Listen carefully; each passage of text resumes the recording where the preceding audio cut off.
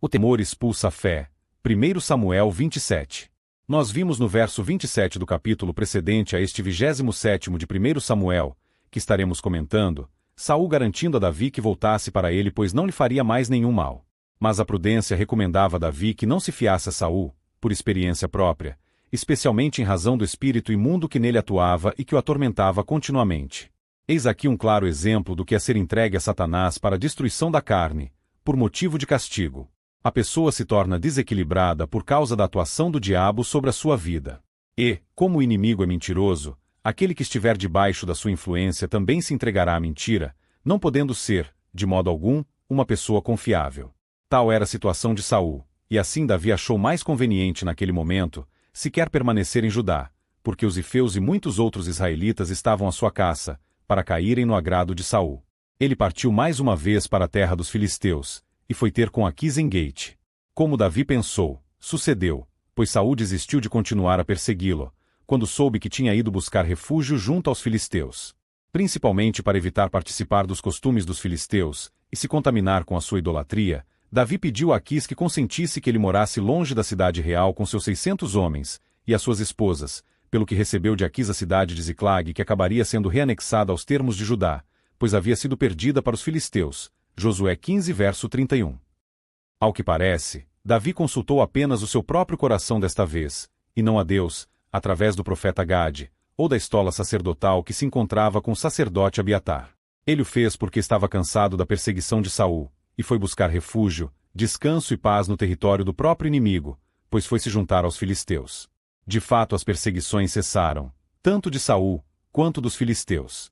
E a ausência de lutas espirituais não é um bom sinal para verdadeiros cristãos, pois podem ser um sinal de que estão apaziguados com o próprio inimigo de suas almas, fazendo, ainda que indiretamente, uma negociação de termos de paz com ele. Isto não é bom, porque no fim acabaremos ficando sujeitos ao seu poder, e desprovidos da assistência da graça e do poder de Deus. Isto se dá com cristãos que deixam de orar por temerem represálias do diabo. Com cristãos que andam em julgo desigual com os incrédulos pelo temor de desagradá-los, e que no fim acabam desagradando a Deus, e ficando enfraquecidos para lutarem contra aqueles com os quais se apaziguou e que acabarão se voltando contra eles, pois não pode existir nenhuma comunhão entre luz e trevas, entre Cristo e Belial. Ainda que a cidade que foi dada por Aquis a Davi tenha sido queimada e saqueada pelos amalequitas, e não pelos filisteus, entretanto todos estes povos estavam a serviço do reino das trevas e não do Senhor, e a questão da proveniência do ataque não era nenhum fator relevante, senão a própria natureza dele. Nós não sabemos de nenhuma outra ocasião, mesmo sob as perseguições de Saul, que Deus tivesse permitido que ele e os 600 homens que com ele estavam, tivessem sofrido tão dura perda. Isto sucede exatamente agora que ele se associou aos inimigos de Israel. Assim, as evidências se somavam e auxiliaram a Aquis a formar um julgamento, ainda que errôneo, que Davi estaria para sempre com os filisteus em razão da prova de que havia de fato se voltado contra o seu próprio povo, pois Davi lhe mentia dizendo que estava matando a muitos deles nas campanhas que empreendia contra algumas cidades de Israel, quando na verdade estava fazendo incursões entre os Gesuritas, os Girzitas e os Amalequitas, e que não havia condições para ele retornar a Israel, pelo menos enquanto vivesse Saul. E assim, Davi, que havia sido ungido para ser rei de Israel, estava se colocando voluntariamente sob a condição de servo do rei de Gate. Não podemos entender, de modo algum, que isto estivesse procedendo de Deus, senão da decisão que o próprio Davi tomara. O ministério sempre estará rodeado deste tipo de tentação, pois não são poucos os ministros do Evangelho que renunciam às suas obrigações, e que fogem da vontade de Deus para eles, ainda que por determinados períodos, tal como se dera com Davi, por causa da pressão das perseguições que possam estar sofrendo no desempenho dos seus ministérios. Mas a experiência sempre tem demonstrado que no final esta nunca será uma condição em que possamos nos gloriar, senão na qual encontraremos profundos motivos para nos arrependermos depois. Passamos agora à leitura de 1 Samuel 27. Disse, porém, Davi no seu coração: ora, perecerei ainda algum dia pela mão de Saul. Não há coisa melhor para mim do que escapar para a terra dos filisteus, para que Saul perca a esperança de mim, e cesse de me buscar por todos os termos de Israel, assim escaparei da sua mão. Então Davi se levantou e passou, com os 600 homens que com ele estavam, para Aquis, filho de Maoque, rei de Gate.